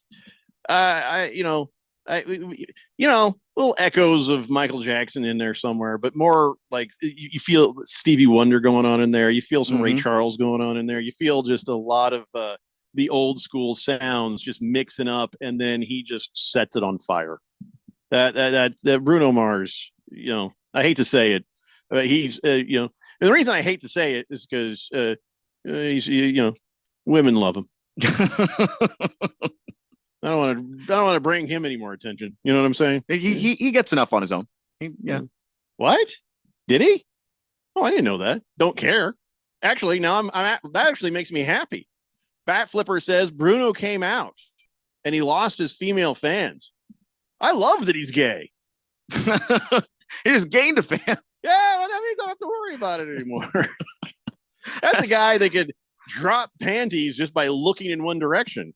So yeah, but that's also horrible too, because the guy's so talented. Why would that make a difference? Yeah, well, to me, just just like good music. No, I love the music. Like I have bad news for so many of his former fans, which is that it probably wasn't going to be you. Like even if he was straight, it still wasn't. It's probably not going to be you. That's all I'm saying. Yeah, I don't care if he's gay or straight. I mean, I like his music, but then now I'm just like, I'm not as salty towards him. It's kind of like back in 1997 when the Titanic came out. I was sitting there and my girlfriend and my friends were like, "Hey, let's go see Titanic." And then one girl, she's like, "Oh," and my girlfriend's like, "Oh, that Leonardo DiCaprio, he's a cute little bleep." I'm like, "What the?" I'm like, "What? When did you even start talking like that? What? You've never referred to anybody that way. Now I gotta fight Leo DiCaprio. I'm like, yo, damn." Oh, Elzar says Paul McCartney doing live "Live and Let Die." That was pretty great. Yeah. Let's be honest. His voice ain't where it used to be. It was a cool show, but it wasn't Prince behind a sheet with this giant, crazy guitar. And we all would have believed that was actually what his phallic looked like. That shape. That's a Prince shape, if you know what I'm saying. Yeah. So there is nothing better than that. Boy, we had so much sports to talk about, and we just completely didn't. Yeah, we did. We dedicated one good segment to Kendrick and Drake, which I'm not opposed to personally. Well, I mean, people need to understand what's going on and what's coming up with the Super Bowl. You know what I'm saying? And listen, I got the Eagles guy was the next page up in my stack. We'll talk about that tomorrow and other things. But, we've got a couple minutes here. So I do want to say congratulations to Patrick and Brittany Mahomes. They welcomed the new baby girl on Sunday. That's right. Patrick Mahomes, 3 little girls. He's going to hope for a lot of away games now. That is too many. You know what I'm saying? That's a lot of. I don't know what you're saying. I do not have children. I had 2 sisters. I can't imagine 3. But here's the thing that's strange about this. So he's got 3 babies, and he named this latest one Golden Ray. That sounds sweet enough. Then you find out his other girls are called Sterling and Bronze. Silver is what sterling is. So it's basically bronze, sterling, and golden, not even in order of which the medals would come out. If you're going to do that, the first kid should have been bronze or golden. Yeah. Messing with my OCD. Now you got to explain to bronze. Well, you are the middle child, so you're 3rd place. Sterling, silver, you were the first one, but you're not the best one. Golden's the best one. You know what I'm saying? They're going to figure it out. 1 Olympic Games, they're going to go, wait, hold on. Wait a minute. So Sterling's mad. Like, what the hell? All of these kids, except for Golden. I mean, that's how you know you've made it big time. That you're naming your kids after various medals. But he was never in the Olympics. Neither was she. Why are you naming your kids after gold, silver, and bronze medals, man? Or any medals at all? Yeah, 1st, 2nd, 3rd place, whatever. These kids are going to figure it out. And are you going to keep that theme if you have more children? Is there going to be a zinc? Can't have any more kids now. Platinum on the way? Like, what's going on? It's like we got sterling, bronze, and golden, and here's participation. Get over here, kid. Yeah. No, you're always allowed in the picture, at least. Get in here. Yeah. You don't get our love fully because you're just participation. Aluminum's going to have a fit. Oof. Hmm. I don't know what. How do you? It can't be Patrick's idea. I would guess not, but you know. Can I just say, he was Brittany there. Mahomes seems dumb enough to think that that's actually the order the medals go in? Because I think that you protest that a little bit. Like you just like, no, we just can't. We're not. This is not a theme that we're sticking to. I am You've sorry. seen the video where her and his brother are being idiots at a restaurant, and he's just sitting there looking like, oh God, please. He goes off into his happy place. He just says yes to anything and everything. So Brittany's like, oh, we're gonna name this kid Bronze. Just stop talking to me. I'm good. I'm just saying. How does this happen? I don't know. I don't even want to know what the conversation sounded like. Moist One says, I would say something, but I don't want to meddle. Nicely done, Moist One. Dave It's says, dumb enough that I'll actually allow it. Just at least he didn't name his daughter Silver. Can you imagine when she found out she was also named after a horse? Yeah, hi ho, Silver. Random texture says, you think there'll ever be a pewter Mahomes? The rate they're going, if he keeps squirting out pups, yeah. Look, maybe. if he has a Philip Rivers sized family, it's going to get ridiculous in there. It's just going to be silly. Sun titanium. That's he, you know. Megatron says dogs are silver and steel. Your dogs or Ringless Joe says Drake a Raptor and Warriors fan. What are Kendrick's teams? Who has more surrogate rings? I mean, all Kendrick has to do is to go, I'm a Laker fan, and now he's got all the rings. He's from LA. Yeah. I think he is a Laker fan. Well, there you go. It'd be weird if he wasn't. I don't. Hamilton Porter says, could everyone just pray for Mahomes, please? He's going to need all the help he can get. Slow-Mo Zoe says, who was the first halftime show? Might have been marching band. Just marching just band. Just a marching band. Or Up with People. I don't know. Maybe that was too early for that. It's a good question, Slow-Mo Zoe. Somebody should look that up, but we won't know in 30 seconds. Key Lisher says, oh, so Kermit had another tadpole. Yeah. Megatron says, his dogs, and bronze is Patrick Mahomes III. I don't get it. Raven Kid says, Kendrick has a song called Dodger Blue, so I guess he's a Dodger fan. Unless it's a diss track. You never know. Listen, we don't have time to sort this out. We got to step aside. It's time for a basketball game. NCAA action next. Illinois and Indiana. See you tomorrow. It's the Daily Blender on 1580 The Fanatic. Gil Alexander hosts